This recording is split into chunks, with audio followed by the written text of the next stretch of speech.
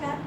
આપણી સાથે છે વનિતાબેન રાઠોડ, જે સારા સંચાલન પ્રોગ્રામના સારા સંચાલન કરતા છે. એક સ્કૂલના પ્રિન્સિપાલ છે, 3 નંબરની સ્કૂલના પ્રિન્સિપાલ છે. અને એનું તો જેટલું કહે એટલી બધી સિદ્ધિ તો ઓછી જ છે. અને હાલમાં જ તેઓ કોણ બનેગા કરોડપતિમાં પણ એપિસોડમાં પણ આવેલા છે. તો આપણે એને પૂછીએ કે તમારી આ સાહિત્ય ક્ષેત્રે યાત્રા તમે કઈ રીતે શરૂ કરી, પ્રોત્સાહન કઈ રીતના મળ્યું, અને થોડુંક એ પણ જાણવા માંગીશ કે તમારી સ્કૂલમાં જે પ્રવૃત્તિ થાય છે એ બધા કરતાં અલગ હોય છે એવા વિચાર ચોક્કસ જણાવીશ. સૌપ્રથમ લખવાની જ વાત કરું તો ખૂબ નાની વયે, કદાચ 5મા ધોરણમાં ભણતી એક છોકરી છે કે જેને જસ્ટ દેશ વિશે લખવાની એક આમ તો કોઈ નિબંધ લખવાનો હતો ને એમાં 2-4 લાઈન લખી કે જ હિન્દુસ્તાન મારું એ જ હિન્દુસ્તાન છે, નહેરુ શાસ્ત્રી ગાંધીના દિલનું જે અરમાન છે ને આવું એક જોડકનું બનાવીને મેં ટીચરને બતાવ્યું કે મારા મીનાક્ષીબેન રાવલ ભાષાના ઇંગ્લિશના શિક્ષક હતા, એમને બતાવ્યું ટીચર મેં આ લખ્યું છે તો આ નિબંધમાં લખું એડ કરું. ટીચરને બહુ જ ગમ્યું અને કે વનિતા તે તો કવિતા લખી છે, તું એક કામ કર આને તો તું લઈ અને સરસ રીતે લખી આને હજી થોડી વધારે લખ અને પછી એને નોટિસ બોર્ડ પર લગાડ.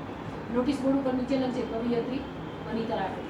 એટલે 8 દિવસ સુધી અમારે નોટિસ બોર્ડ ઉપર આ રહેતું અને 10 વર્ષની એક નાની દીકરીએ જ્યારે નોટિસ બોર્ડ ઉપર પોતાની કવિતા છાપ લગાડી અને 10 દિવસ સુધી બીજા કોઈએ જોયું કે ના જોયું પણ મેં લગભગ એ અઠવાડિયાની અંદર કેટલી વાર આનંદ કંઈક અલગ હતો અને જોયા રાખતી ને એવું વિચારતી કે જસ્ટ એક કવિયત્રી મેં કોઈ કવિતા લખી તો તમે કઈ લેખન કામ કરી.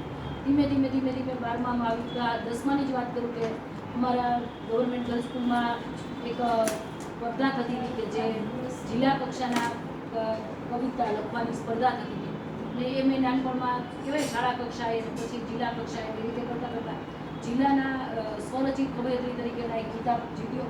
કોણ હશે એ શબ્દ ઉપર મારે કવિતા લખવાની હતી અને એ લખી અને એમાં આપણો ફર્સ્ટ નંબર આવ્યો. જિલ્લા કક્ષાએ સ્વરચિત કવયત્રી તરીકેનો ખિતાબ પહેલી વાર 10મા ધોરણની એક વિદ્યાર્થીનીને મળ્યો અને પછી ધીરે ધીરે વાંચવું.